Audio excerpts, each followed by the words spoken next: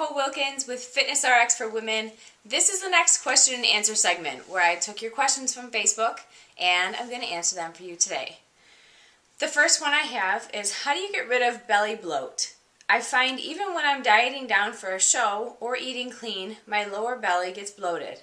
Any suggestions? Well, normally throughout the day, your body holds more water from the foods that you eat, especially if you're eating a lot of high fibrous vegetables. Sometimes that will cause a little bit more water retention or bloat in the stomach. But what you should be consciously aware of is how much artificial sweeteners you're using. Whether you're drinking Diet Pop, chewing a lot of gum, having a lot of Crystal Light or sugar-free stuff, sugar-free Jell-O, etc. All that stuff can cause painful gas and bloating. So I bet if you cut out a lot of the artificial stuff, you'll notice a big difference. The next question I have is, how many grams of protein do I need daily to help build lean muscle? I recommend about 1 gram per pound.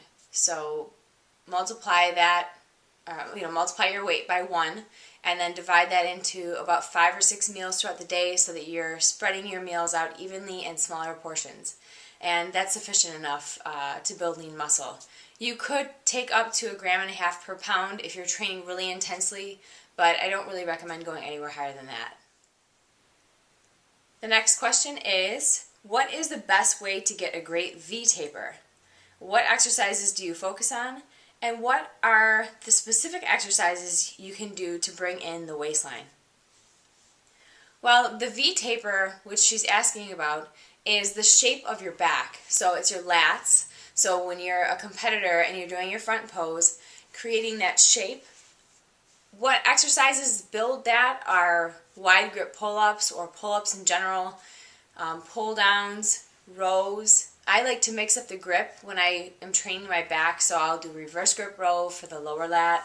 I'll do high row, close grip, wide grip. I just mix it up all the time. But any type of wide grip pull down will really focus on the lats and give you that great V-taper.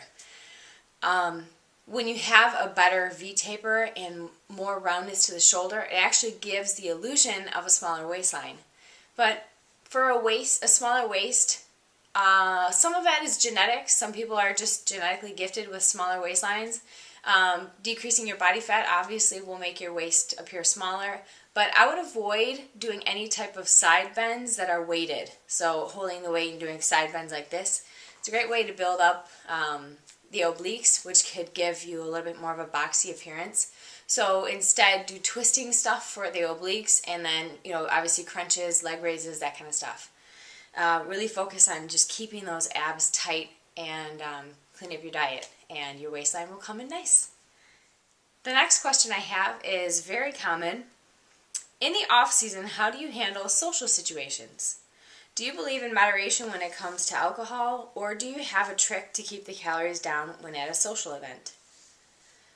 Well, I probably drink alcohol about 3 times throughout the year, and I don't ever really... I usually just have like a drink or two, whereas back in college and high school, I used to drink way too much. I don't like the way it makes me feel, and I train too hard to throw it all away with excess calories that have no nutritional value. In my mind, I would rather have an ice cream sundae if I was going to have a treat like that. But in the off season, yes, I do believe that treats are fine in moderation. For example, my cousin is getting married on May 5th, so I will probably have a piece of cake or a glass of wine that day. And, it's prepared in advance. I already know I'm going to do it. I'm not going to regret it, and I'm going to enjoy every bite of it. So that's kind of how I look at it. I save those kind of treats for special occasions, and it just fits better in my lifestyle. If you're with friends and they're giving you a hard time, just politely decline. Don't give them a reason why or say that you can't. It's just you choosing not to, and offer to be the designated driver. I'm sure they'll appreciate it. And the final question I have is, if you have a full-time job outside of the fitness industry, how would you recommend approaching your boss to let him know your picture with a posing suit might end up on a website? Well, I don't really have, I haven't really heard of too many situations where this is an issue, but my advice is to just be completely upfront and honest. If this is something that you love to do, and this is a hobby of yours, and, you know, definitely the photos could be online, especially if you're doing any modeling in two-piece bathing suits.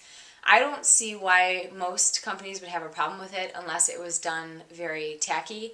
So if it's, you know, classy and you're just showing off your hard work, keep those photos as private as possible. But if they pop up and there's nothing you can really do, if your boss doesn't approve of it, then that's obviously a situation you'd have to deal with at that point. But be honest and upfront, because the last thing you want to do is have him come to your office and say, hey, look what I found, and then have to explain yourself. So I hope that answers some of your questions, and I hope you guys are having a great week so far. Keep living the fit life, keep asking your questions, and I will see you guys in a few days.